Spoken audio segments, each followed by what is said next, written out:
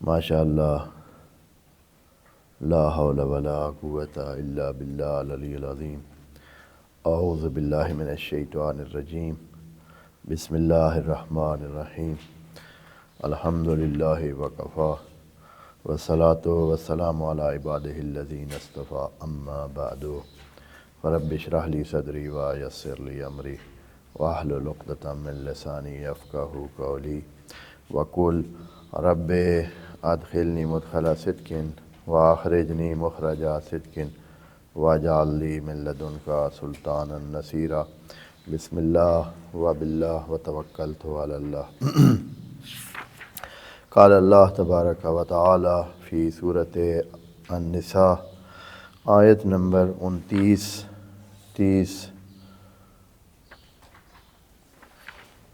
اعوذ باللہ من الشیطان الرجیم بسم اللہ الرحمن الرحیم یا ایہا الذین آمنوا لا تاکلوا اموالکم بینکم بالباطل الا ان تکون تجارۃ عن تراض منکم ولا تقتلوا انفسکم ان اللہ کان بکم رحیما ومن یفعل ذلک عدوانا وظلما فسوف نصلیہ نارا وَكَانَ ذَلِكَ عَلَى اللَّهِ يَسِيرًا۔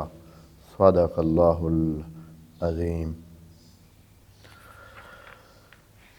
بہت ہی مہم بیانیہ اور اصولی موقف خدا کریم کی طرف سے انسانوں کو سمجھانے کے لیے اور مسلمانوں کو خصوصاً مومنین کو بتانے کے لیے کہ یا ایھا الذین آمنوا کہہ کر خدا کریم نے ایک نئی بات کا آغاز کیا ہے کہ پچھلی بات ہر چند اس میں بھی مالی معاملات کا ذکر ہوا ہے اور بہت ہی اہمیت کے ساتھ ذکر ہوا ہے، لیکن یہاں سے ایک نیا قاعدہ قانون آپ کو بتایا جا رہا ہے کہ یا ایھا الذین آمنوا، اے ایمان لانے والے، اپنی زندگی میں، اپنے معاشرے میں، اپنے لین دین میں اس بات کا دھیان رکھیں کہ لا تاکلوا اموالکم بینکم بالباطل، کہ آپ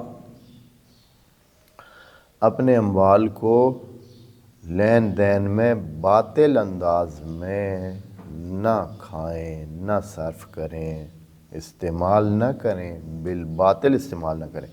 استعمال سے منع نہیں ہے، لین دین سے منع نہیں ہے، یعنی ساری کہانی اس میں آ جاتی ہے۔ لین دین جائز ہے، استعمال جائز ہے، لیکن صرف جو چیز اللہ تعالیٰ جس چیز سے منع کر رہا ہے وہ بالباطل ہے۔ باطل اس کی تشریح تقریباً کر چکے ہیں، لیکن تھوڑا سا ایک نقطہ اور بیان کرتے ہوئے چلے جائیں تاکہ آپ لوگ عربی کے حوالے سے، چونکہ قرآن عربی مبین کے مطابق ہے اور عربی مبین پر ہی ہمارا ان بحثوں میں اور ان تفسیر میں عربی مبین پر ہی فوکس ہے، اور عربی مبین کا مطلب یہ ہے اور قرآن مبین بھی ہے، یعنی یہ ہے کہ جو بیان شدہ ہے، جو بہت واضح ہے۔ خود قرآن بھی واضح ہے، بیان شدہ، اس لیے کہ اس کے معنی خود قرآن سے ملتے ہیں۔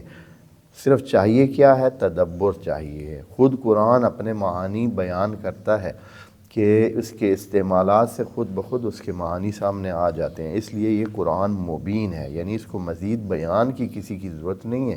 اگر کوئی عربی مبین عربی سمجھتا ہے، عربی مبین سمجھتا ہے تو تدبر کے ساتھ قرآن کے معنی وہ پا سکتا ہے۔ تو باطل کیا ہوتا ہے؟ باطل اصل میں تو بطل سے ہے۔ بطل کہتے ہیں پہلوان کو، بھاری بھرکم پہلوان کو کہتے ہیں بطل، ہاں، یا جو بھی بہت ہی بھرا ہوا موٹا تازہ اونٹ ہے، اتنا کہ وہ ہل بھی نہیں سکتا ہے۔ اور اسی سے کہ ایک چیز بہت ہی تخازن کر گئی ہو، یعنی اس میں گوشت کا خزانہ بن گیا ہو، یا یہ ہے کہ وہ بھاری ہو گیا ہے، بہت اتنا کہ بطل ہو گیا ہے، بطل سے باطل ہو گیا، یعنی ہل بھی نہیں سکتا ہے، یعنی بیکار ہوا پڑا ہے اور بیکار ہے۔ ٹھیک ہے، ایک چیز ہے اور بیکار ہے۔ یہاں بھی ایک طرف مال ہے اور دوسری طرف کچھ بھی نہیں ہے، یعنی اس مال کو بیکار میں آپ لے رہے ہیں، بغیر عوض کے لے رہے ہیں۔ اس کے ساتھ ایک اور لفظ ہے عطل، بطل اور عطل، دوستوں کو بتائے ہوئے کہ عربی میں حروف کے معنی ہوتے ہیں، یعنی حروف کے معنی ہوتے ہیں، پھر جو حروف جڑتے ہیں پھر ان سے ایک معنی نکلتا ہے۔ حروف جب جڑتے ہیں، جیسے آپ الفاظ کو جوڑتے ہیں تو جملہ بنتا ہے اور جملے سے معنی نکلتا ہے، اسی طرح عربی کی یہ خاصیت ہے کہ عربی کے حروف کا، مثلا الف کا معنی ہے، با کا معنی ہے، تا کا معنی ہے، طا کا معنی ہے، عین کا معنی ہے، لام کا معنی ہے، میم کا ایک معنی ہے، اور اس معنی کی وجہ سے پھر جو الفاظ بنتے ہیں وہ وہی معنی دیتے ہیں۔ اس لیے جب آپ دیکھتے ہیں کہ ملتے جلتے الفاظ کا معنی بھی ملتا جلتا ہوتا ہے، مثلا ابھی بطلہ ہے اور دوسرے اس کے ساتھ عطلہ ہے۔ اب بطلہ کا معنی بھی یہ ہے کہ بھاری ہونے کی وجہ سے، ہونے کی وجہ سے، زیادہ ہونے کی وجہ سے بیکار ہو گیا ہے، اور عطلہ کا مطلب ہوتا ہے کہ نہ ہونے کی وجہ سے بیکار ہے، ابھی کام اس کا نہیں ہو رہا ہے۔ مثلا سکول میں عطلہ تعطیل ہے، عطلہ تعطیل عطلہ سے ہی ہے، تعطیل ہے یعنی آج چھٹی ہے، نہیں ہو رہا ہے کیونکہ آئے نہیں ہیں، سارے آئے نہیں ہیں، سکول بند ہے، نہ ہونے کی وجہ سے۔ باطلہ یہ ہوتا ہے کہ آپ کے پاس ٹکٹ موجود ہے لیکن کیا ہو گئی ہے؟ باطل ہو گئی ہے، یعنی ناکارہ ہو گئی ہے باطل ہے۔ ہاں، پیسہ آپ کے پاس موجود ہے لیکن وہ نوٹ کیا ہے؟ باطل ہے۔ اس طرح تو یہ فرق ہے۔ تو یہ جو چیز ہے، یعنی اس طرح نہیں ہے کہ باطلہ دوسرے کی چیز کی ویلیو بھی نہ ہو اور وہ اس کے عوض کا طلبگار ہو، اس کی بات قرآن نہیں کر رہا ہے۔ ان اموال کی جن کی ویلیو ہے، بعض اوقات اموال کی ویلیو نہیں ہوتی ہے، قیمت نہیں ہوتی ہے، یہ بھی ہو سکتا ہے۔ ہاں، یہ ہو سکتا ہے۔ مثال کے طور پر آپ کے پاس بہت ہی بالکل نیا نکور، ابھی آپ نے ڈبے سے نکالا ہی نہیں تھا، 20-30 سال پہلے آپ نے ٹیلی ویژن لیا تھا، ابھی ڈبے سے ہی نہیں نکالا ہے، پڑا تھا، کسی نے استعمال ہی نہیں کیا ہے، آپ نے رکھا تھا اور پھر بھائی استعمال کریں گے۔ 30-40 سال پہلے والا ٹیلی ویژن جو ہے نا، وہ آپ کا کیا ہے؟ بالکل نیا مال تو ہے یہ، لیکن یہ کیا ہے؟ بیکار ہے نا۔ اب اس کا کیا کام؟ اب تو اس نے نہیں چلنا ہے، یا اس نے ابھی وہ اس میں تو یہ بیکار مال ہے۔ بس باطلہ یہاں صادق نہیں آتا ہے، اس لیے کہ یہ کچھ ہے ہی نہیں، یعنی خود مال ہی بیکار ہے، تو یہاں باطلہ کا لفظ صادق نہیں آئے گا۔ باطلہ اس لیے خدا کریم نے کہا ہے بالباطل، یعنی جب آپ کے مال کی ویلیو ہے، قدر ہے، اس کی قیمت بنتی ہے۔ بعض اوقات بعض ایریا میں قیمت نہیں بنتی ہے، مثلا ایک چیز قیمت یہاں نہیں ہے، کوئی ویلیو نہیں ہے، مثلا شہر میں کسی کے ہاں بہت سارا گھاس ہوا ہے، اس کے گھر میں بہت سارا گھاس ہوا ہے، اب گھاس کو وہ کیا کرے؟ وہ تو ایک بھار ہے گھاس اس کے گھر، لیکن اس گھاس کا کیا ویلیو؟ اس لیے کہ اس کے پاس نہ چوپائے ہیں، نہ ہی آس پاس میں چوپائے ہیں کہ وہ اس کو چار سکیں اور اس کا فائدہ اٹھا سکیں، تو وہ بیکار ہے ویلیو، لیکن یہاں ویلیو نہیں۔ تو اس کو اگر کوئی وہ بیکار میں جو ہے وہ کسی کو دے دیتا ہے اور کوئی اس کو استعمال کر لیتا ہے، اور وہ اس لیے کہ وہ خود بھی اس کی ویلیو قائل ہی نہیں ہے، بلکہ وہ تو چاہے گا کہ یہ کوئی لے جائے، آئے اور یہ کاٹ کے لے جائے، صفائی ہو جائے۔ اسی لیے کتنی دفعہ ہوتا ہے کہ وہ کہتے ہیں کسی کو کہ بھئی آ کر اب یہ یہاں سے گھاس لے جاؤ، بغیر اس کے، بلکہ کچھ پیسے بعضوں کا دے بھی دیتے ہیں کہ یار آ کے یہ کاٹ لو۔ ہاں، تو اس طرح بالباطل کے لفظ میں یہ موجود ہے کہ کسی ویلیو والی چیز کو آپ استعمال نہیں کر سکتے ہیں بغیر کس کے؟ کہ اس کے بدلے کوئی چیز دیں اس کو۔ الا ان تکون تجارت، ہاں آپ نے اگر تجارت کیا ہے، خریدا ہے، سروس اس کے بدلے میں دی ہے، ان تراضٍ، اور وہ بھی راضی نامے کے مطابق، راضی بازی، ہر کوئی اپنی جگہ پہ راضی اور رضا کے ساتھ یہ کام ہو تو پھر ہے۔ جو بات جس وجہ سے ہم نے دوبارہ یہ آیت آج سامنے رکھی، جبکہ پچھلی نشست میں بھی اس پر بات ہو چکی تھی، وہ یہ جملہ تھا جو آگے ہے وَلَا تَقْتُلُوا أَنفُسَكُمْ۔ اب یہ خود جملہ جو ہے نا، یہ بتاتا ہے کہ قاتلہ کا معنی صرف جان سے مارنا نہیں ہوتا ہے۔ پہلے بھی اس بات میں بات کر چکے ہیں، یہاں خدا کریم حکم دے رہا ہے کہ اپنے آپ کو نہ ماریں، اگر معنی اس کا کریں وہ جو کہ روایتی معنی ہے، جو پکے طور پر جو ہے نا مفسرین نے لے رکھا ہے اور اسی کو ہی چلتے ہیں، اور اسی کی وجہ سے وہ بہت سارے آگے دوسری جگہوں پہ جہاں وقتل المشرکین، وقتل فلاں، اس طرح کے الفاظ ہیں، تو وہاں بھی یہی معنی قاتل بے معنی جان لینا لیا جاتا ہے۔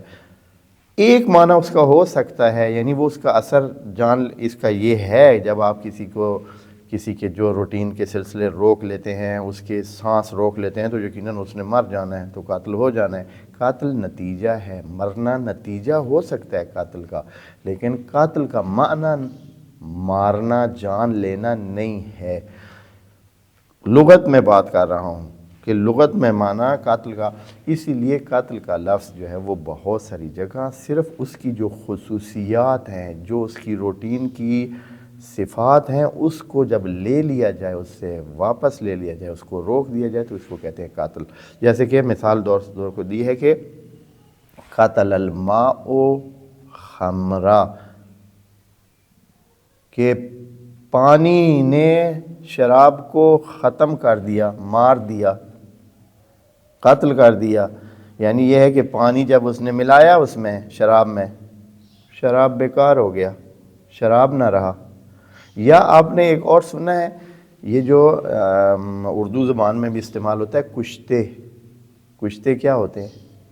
کشتے یہ ہوتے ہیں کہ آپ اس چیز کو اتنی دفعہ وہ خاص قسم کے پروسیجر سے، عمل سے گزارتے ہیں کہ اس کی جو وہ خاصیت ہوتی ہے پہلے نمبر کی، وہ ختم ہو جاتی ہے، وہ کشتہ ہو جاتا ہے، مرا ہوا ہو جاتا ہے۔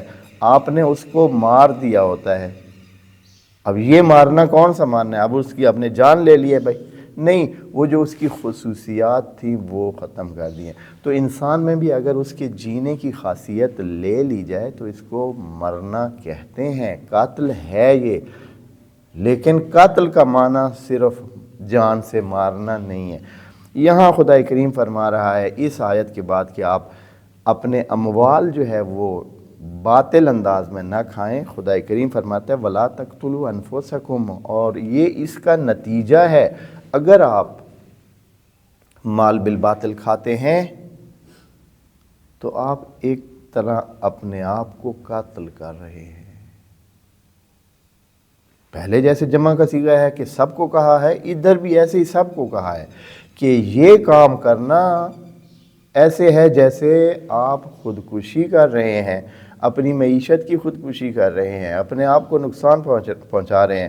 اس لیے کہ اس طرح کی صورتحال میں کیا ہے، آپ کے معاشرے میں اعتماد ختم ہو جاتا ہے، اور اعتماد ختم ہو تو مالی معاملات ڈسٹرب ہو جاتے ہیں، اور تجارت بیکار ہو جاتی ہے، تجارت ہو نہیں سکتی ہے۔ اور کیونکہ تجارت کا جو 70-80% ہوتا ہے حصہ وہ کریڈٹ پر اور اعتبار پر اور دوسروں پر اعتماد کر کے چلتا ہے۔ اگر یہ کام نہ ہو، پتہ ہو کہ دھوکہ ملنا ہے، تو پھر کون ایک دوسرے کو وہ کریں گے؟ تو اعتبار نہیں کریں گے تو تجارت نہیں چلے گی، تجارت نہیں چلے گی تو اس کا مطلب یہ ہے کہ آپ کا زندگی کا نظام مختل ہو کے رہ جائے گا۔ یہ معنی لے رہا ہے خدا کریم، یہ فرما رہا ہے وَلَا تَقْتُلُوا أَنفُسَكُمْ، یہ معنی ہے۔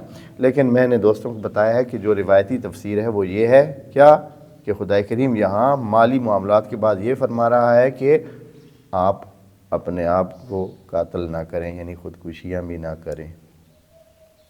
پھر ان کو خیال آیا کہ یار یہ کیسی بات ہے، خودکشیوں کا حکم دے رہا ہے خدا کریم کہ خودکشیاں نہ کریں یہاں، یعنی بنتا نہیں ہے۔ کتنی خودکشیاں ہوتی ہیں، کون بندہ چاہتا ہے کہ اپنے آپ کو مارے؟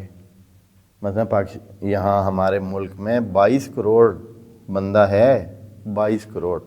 روزانہ کتنے بندوں کے جو ہے وہ خبر آتی ہے کہ انہوں نے خودکشی کی ہے؟ مثلا 1 کی ہوگی، 2 کی ہوگی، 4 کی ہوگی، کروڑوں میں ایک مثلا اس طرح بن رہا ہے، کروڑوں میں ایک۔ اب خدا کریم قرآن میں اس کے لیے حکم رکھ رہا ہے کہ یہ کام نہیں کرنا ہے، یہ تو بنتا ہی نہیں ہے۔ خدا کریم ایسے عمومی یا ایھا الذین آمنوا، یہ تو ایسی بات ہے کہ اے ایمان والو آپ نے اپنے آپ کو نہیں مارنا، یہ بنتا نہیں ہے۔ ہاں یہ کہتے ہیں نا کہ ایک دوسرے کو نہیں مارنا، تو پھر بھی معقول بات تھی، پھر بھی معقول لگتا ہے کہ آپ اللہ تعالیٰ فرماتا ہے کہ لا تقتلوا بعضکم بعضا، کچھ دوسروں کو مت ماریں، یہ تو ٹھیک ہے کہ یہ تو ایک چیز ہوتی ہے، بہت ہو جاتی ہے، یعنی بہت لگتی ہے، اس لیے کہ ایک اتنا بڑا جرم ہے کہ تھوڑا بھی ہو تو بہت لگتا ہے۔ تو یہاں یہ معنی لیا ہے انہوں نے، اب کیا کیا جائے؟ پھر انہوں نے کہا کہ اس کا مطلب ہے انفسکم کا مطلب ہے کہ ایک دوسرے کو نہ مارے۔ حالانکہ اگر ایک دوسرے کی بات خدا کریم نے کرنی ہوتی ہے قرآن میں تو بہت ہی واضح ترتیب اور ترکیب موجود ہے قرآن کی، اور وہ یہی ہے کہ بعضکم بعضن، اور یہ لفظ، یہ ترکیب جو ہے بعضکم بعضن، بعضکم عن بعضن، بعضکم من بعضن، یا اس طرح کے یہ 20 بار اللہ تعالیٰ نے قرآن میں استعمال کیا، تو یہاں تو بہترین جگہ ہے جہاں یہ لفظ آنا چاہیے۔ بس یہ مراد نہیں ہے، انفسکم کا مطلب ہے جو پیچھے حکم ہے اسی کی تفصیل ہے کیا کہ اگر آپ ایک دوسرے کا مال کھانا شروع کریں گے تو نتیجہ یہ نکلے گا کہ آپ کیا کریں گے؟ اپنے آپ کو ہی تباہ کر دیں گے، اپنی زندگیوں کو سمجھے نقصان پہنچائیں گے، آپ کی جو روٹین کی زندگی ہیں وہ تباہ ہو کے رہ جائیں گی۔ ان اللہ بکم رحیمہ، اور اللہ تعالیٰ آپ پر رحیم ہے، اس لیے کیا ہے آپ کو بتا رہا ہے، یہ رحمت الہی ہے کہ آپ کو بتایا جا رہا ہے کہ ایسا کام نہ کریں، وإلا اگر سمجھائے نہیں تو انسانوں کا لالچ تو یہی کہتا ہے کہ جیسے بھی ہو مال ہتھیایا جائے، جیسے بھی ہو، چاہے جس کا بھی ہے، جائز ہے ناجائز ہے بالباطل ہے خیر ہے، لیا جائے، حاصل کیا جائے، اس پہ تسلط حاصل کیا جائے، یہ انسانوں کے اندر ایک چیز ہے۔ تو خدا کریم اپنے اس بتانے کو کیا فرما رہا ہے کہ ان اللہ کان بکم رحیمہ، اللہ آپ پر رحیم ہے، اور اپنے رحم کی وجہ سے یہ 2 حکم اس نے جو ہے نا ایک حکم دیا ہے، ایک حکم ہے وہ دوسری اس کی تفسیر ہے۔ اچھا اب جو ہے نا اگلی آیت میں جو کہ قرآن اگر بغیر تدبر کے لیے جائے تو ایک پہیلی ہے، یعنی قرآن میں ایسے ایسے الفاظ خدا کریم نے رکھے ہیں، اور پھر پہیلیاں یہ اس وجہ سے بھی بن گئے ہیں کہ پہلے درجے کے اور دوسرے درجے کے یا تیسرے درجے کے، یا پہلی پٹی اور دوسری پٹی، یا پہلی نسل دوسری نسل تیسری نسل نے جو تفسیر کی ہے وہ اپنی سمجھ اور اپنے اس علاقائی سوچ کے مطابق انہوں نے کی ہے۔ نتیجہ یہ ہے کہ اگلوں نے جو بعد والی نسلیں انہوں نے اس کو پرماننٹ لے لیا ہے اور ہمیشہ کے لیے لے لیا، نتیجہ خرابی ہو گیا۔ یہاں اگلی آیت میں خدا کریم فرما رہے وَمَنْ يَفْعَلْ ذَلِكَ عُدْوَانًا، اب ذالکہ کی جو یہ اشارہ ہے یہ کدھر ہے؟ ذالکہ اس میں اشارہ ہے وَمَنْ يَفْعَلْ ذَلِكَ عُدْوَانًا، اے اللہ پیچھے جو ہم نے تفسیر کی اس کے مطابق ایک ہی حکم کا بیان ہے، لیکن جو مفسرین نے معنی کیا اس میں 2 حکم بیان ہوئے ہیں۔ ایک تھا کہ مال باطل نہ کھائیں، لوگوں کا مال بالباطل نہ کھائیں، دوسرا حکم تھا کہ قتل نہ کریں اپنے آپ کو۔ اب یہاں آ کر پھر مفسرین بیچارے ہو جاتے ہیں اور کیا کہتے ہیں وَمَنْ يَفْعَلْ ذَلِكَ عُدْوَانًا، اور اگر کوئی یہ کام کرتا ہے عدوانًا، عدوانًا کا معنی میں فوراً اس میں جو ہے نا ترجمہ جو بنتا ہے جو عام طور پر کیا جاتا ہے وہ دشمنی ہے، اگر یہ کام کوئی کرے دشمنی کے طور پر۔ اب دشمنی میں جو ہے نا چونکہ پیچھے قاتل کا معنی آیا ہے تو ادھر دشمنی جو ہے وہ بن گیا ہے، دشمنی ہی لگتا ہے۔ عدوان کا معنی کیا لگتا ہے؟ دشمنی۔ قرآن نے عدوان کا لفظ استعمال کیا ہے اور یہ تجاوز کے لیے استعمال کیا ہے، یہ دونوں طرف ہو سکتا ہے تجاوز ہو سکتا ہے نہ ہو سکتا ہے دشمنی ہو سکتا ہے دشمنی نہ ہو۔ عدوان کا مطلب ہے اپنی حد سے بڑھنا، ہو سکتا ہے دشمنی کی بنیاد پر ہو سکتا ہے دشمنی کی بنیاد پر نہ بھی ہو۔ قرآن میں استعمال ہوا ہے کہ جہاں دشمنی کے بغیر بھی عدوان کا لفظ استعمال ہوا ہے۔ تو یہاں فرما رہے وَمَنْ يَفْعَلْ ذَلِكَ عُدْوَانًا، اب ذالکہ کا کیا معنی لیں گے؟ ذالکہ سے مراد وہ اکل مال بالباطل ہے یا قتل کی بات ہے؟ تو عدواناً کے لفظ سے تو فوراً کدھر جائے گا؟ قاتل کی طرف جائے گا، کیونکہ عدوان کا مطلب کیا جاتا ہے دشمنی، زیادتی، ہاں، تو قاتل کرے دشمنی کی بنیاد پر، دشمنی کی بنیاد پر قاتل کرے۔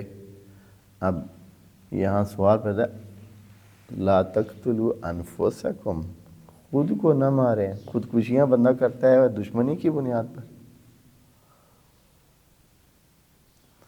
دشمنی کی بنیاد پر کوئی خودکشی کرتا ہے یا دوسرے کو مارتا ہے؟ خودکشی تو کوئی نہیں کرتا ہے دشمنی کی بنیاد پر۔ دشمنی کی بنیاد پر کیا ہوتا ہے کہ بندہ دوسروں کو مارتا ہے، خود کو تو نہیں مارتا۔ یہ بھی بتا رہا ہے کہ نہیں، یہاں معنی یہ نہیں ہے وَمَن يَفْعَلْ ذَلِكَ، اگر کوئی مال غیر کھاتا ہے بالباطل عدواناً، عدواناً یعنی بلا وجہ، یعنی اپنی حد سے تجاوز کرتے ہوئے، لینے تھے 100 لے لیے 200، لینے تھے کم زیادہ لے لیے ہیں، لینا تھا یہ مال لے لیا ہے دوسرا مال، اچھے والا مال لے لیا ہے۔ مثلاً اس نے کہا کہ آپ جائیں فلاں ڈبے سے یہ چیزیں اٹھا لیں، جو کہ مثلاً نمبر 2 ڈبہ تھا جس میں تھوڑے سے کم قیمت مال تھا، وہ گیا اس نے نمبر 1 ڈبے سے مال اٹھا لیا۔ ہاں، تو یہ کیا کیا اس نے؟ عدوان کیا ہے، ظلم کیا ہے، زیادتی کی ہے، یعنی جو بنتا نہیں تھا یہ کیا ہے۔ تو یہاں خدا کریم بتاتا ہے کہ اگر کوئی یہ کام کرے، عدوان میں یہ لفظ بھی موجود ہے، ہاں یہ چیز موجود ہے کہ عدوان جو ہوتا ہے یعنی بندہ جو اپنی حد سے بڑھتا ہے، اس میں تعمد ہوتا ہے، تعمد۔ یہ عدوان کا لفظ اس لیے کہا ہے کہ یہ بتائے خدا کریم کہ اگر غلطی سے ہو گیا، اس کی بات ہم نہیں کر رہے ہیں، غلطی سے ہو گیا ہے، لا علمی کی وجہ سے ہو گیا ہے، بے بسی کی وجہ سے ہو گیا ہے، وہ نہیں چاہتا تھا کہ مثلا کسی کا مال کھائے، کسی کا مال ضائع کرے، لیکن بے بسی اتنی تھی کہ اگر وہ مثال کے طور پر پانی کا ایک گلاس وہاں سے نہ اٹھا کر اپنے آپ کو پلاتا یا کسی دوست اپنے کو پلاتا تو وہ بندہ مر جاتا، تو اس لیے اس نے بغیر اجازت کے پانی پی لیا۔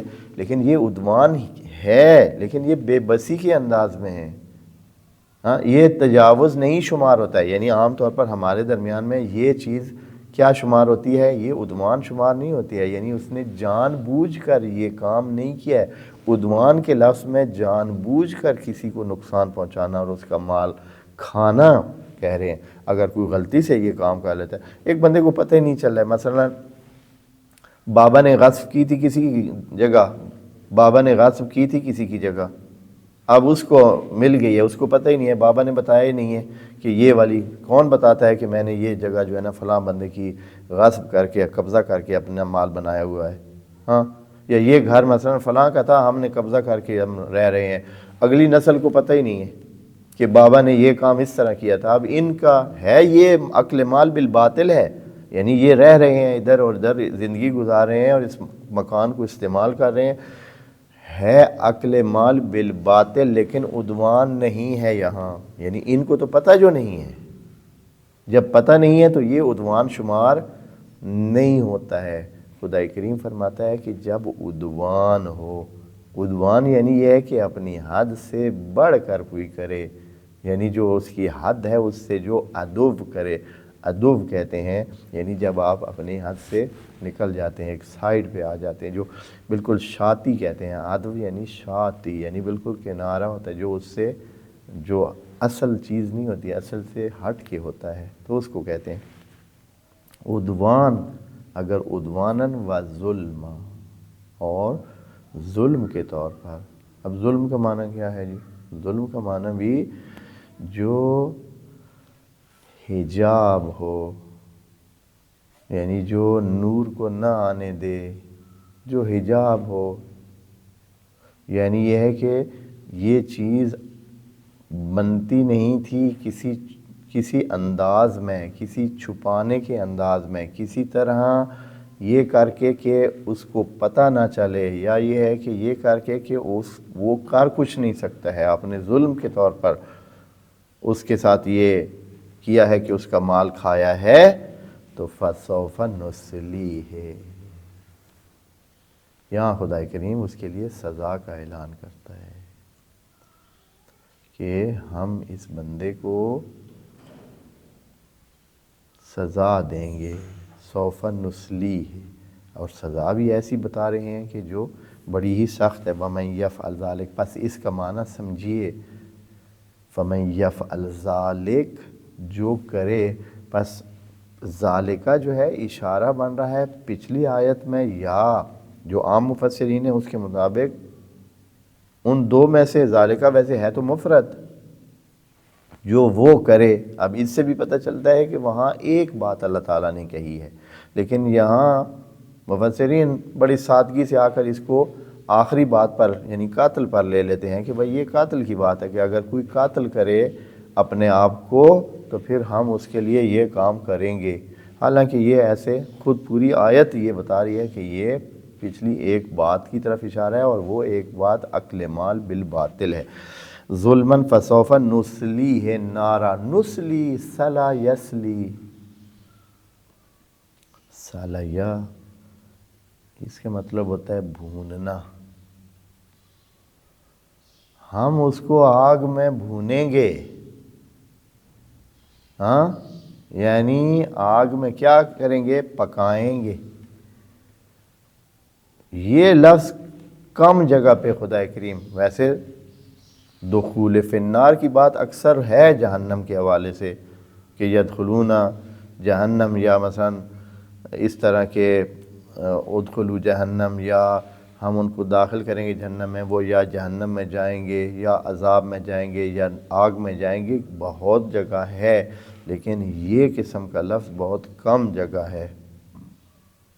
وہ کیا ہے کہ وہ بھونے جائیں گے، نصلیہ نارا، ہم ان کو آگ میں بھونیں گے۔ اب یہاں خدا کریم نے ایک جملے میں فرق ڈال دیا ہے، پہلے سے بات ہو رہی تھی ان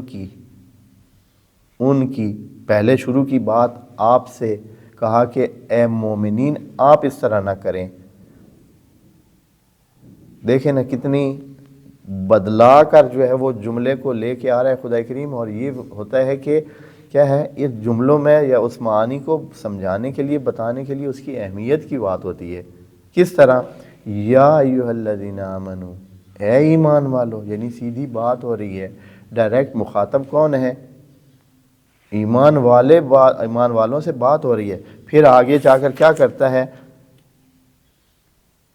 پوری آیت وہ سامنے رکھ کر ان سے بات ہے، یہاں فوراً جو ہے لہجہ تبدیل کر دیتا ہے، یہاں کہتا ہے کہ جو یہ کریں گے، غیب میں لے جاتا ہے بات کو، جو یہ کریں گے، اب یہ نہیں کہ آپ کو ہم جو یہ کریں گے، آپ جو کریں گے، نہیں، جو بھی یہ کریں گے، وَمَن يَفْعَلْ ذَلِكَ، یہ پھر خطاب اس کا کدھر نبی کی طرف یا آ جاتا ہے یا ٹوٹلی غیب کی طرف چلا جاتا ہے، وَمَن يَفْعَلْ ذَلِكَ، اور جو بھی یہ کرے گا، ٹھیک ہے، کیا ہوگا، عدواناً وظلماً، یہاں فوراً جملہ تبدیل ہو رہا ہے اگلے جملے میں، فسوفا سے جملہ پھر تبدیل ہو رہا ہے۔ فسوفا میں کیا فرما رہے ہیں، فسوفا نصلیہ نارا،